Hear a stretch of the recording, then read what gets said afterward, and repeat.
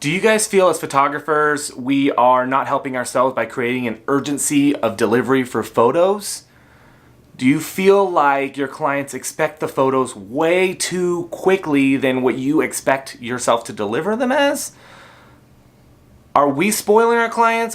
Do our clients feel like they should be spoiled with early delivery just because other photographers are doing it? We're talking about sneak peeks in this video. Let's talk about it.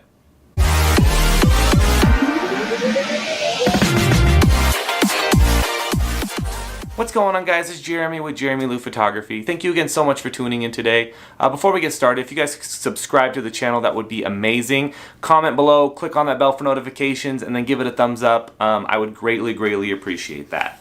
Guys, this video stems from a nice little conversation I had on social media, as with all my videos, is sneak peeks. The last few years, I actually stopped doing sneak peeks for the last couple of years, but before then, I would do a sneak peek with every single portrait session. The sneak peek really was a way for my clients to be excited about seeing the photos that I just shot. It was a way for me to prove myself that, hey, I was pushing that button, but I'm actually creating great images for them. And after a while, I would sneak peek, I would put it on a blog, I would try to get clients to me. And it may have worked a little bit, but I didn't really know. My biggest fear is when I stopped doing sneak peeks that people would stop finding me and my clients would stop referring me.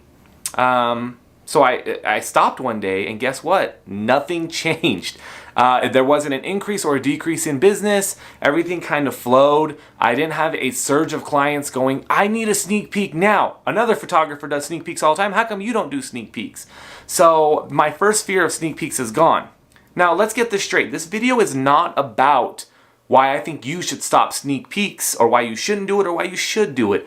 But I want you to start thinking about the reasons that you do things for your business and how they affect you as a company.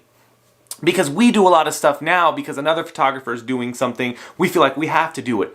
My things were blogs and sneak peeks.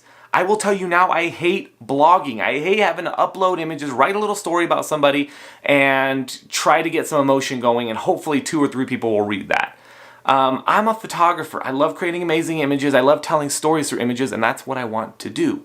So why I stopped blogging and sneak peeks, it took the excitement away from my clients as seeing everything as a whole. Basically, I would do a shoot, I would show them their photos the next day or the night of on a sneak peek, and all of a sudden the excitement's there. They go, oh my God, this is amazing. And that's it. As you guys know, I do what we call in-person sales, and I want my client to be excited the first time they see the photo with me so that it can help the purchase process, it can get them going. But if they've already seen some of the photos, by the time they come and see it, they go, oh yeah, we remember these. These are what we saw before. And the excitement's gone, right? You're kind of over it, and that makes me feel not bueno. That's not good in Spanish. That's the initial reason I stopped. The second reason that made me stop doing sneak peeks is it was a hassle. I'd have to upload that night. I'd have to pick 5 or 10 images. I'd have to create a blog, put it on Facebook, when I should be editing photos of the past, when I should be marketing, when I should be emailing or doing something else or hanging out with my family. And then I would actually go in and edit, find those images, put them back into the gallery themselves, send them out to a gallery or set up a viewing and go from there. And it just became too much of a hassle, and really I wasn't benefiting that much from it. Now, if you're watching this and you do sneak peeks and blogs and you get a crap ton of hits, then keep going, keep doing it. If it's not bothering you, then do that. But for me as my business, it wasn't affecting me too much.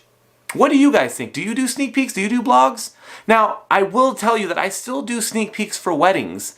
And it's a simple fact that my wedding delivery isn't for 120 days after the wedding. I do want my clients to be a little excited. I do want the people that are at the wedding to remember me. And I do it about 2 or 3 days after, so I never do it same evening. And it's really easy for me to edit 20, 30 photos from a wedding. And I may have already had that in my head while I'm shooting. So I don't feel like I'm being hypocritical about that. It's just something a little bit different. Whereas my portrait sessions, I usually have them in the studio about a week to 2 weeks after the session. So it's a lot quicker. Yeah, let's talk. Let me know what you guys think. Are you a sneak peeker? Do you want to do sneak peeks? I'm happy to help you in either way. But again, thank you guys so much for hanging out with me. I'm going to go back to work. I will talk to you later.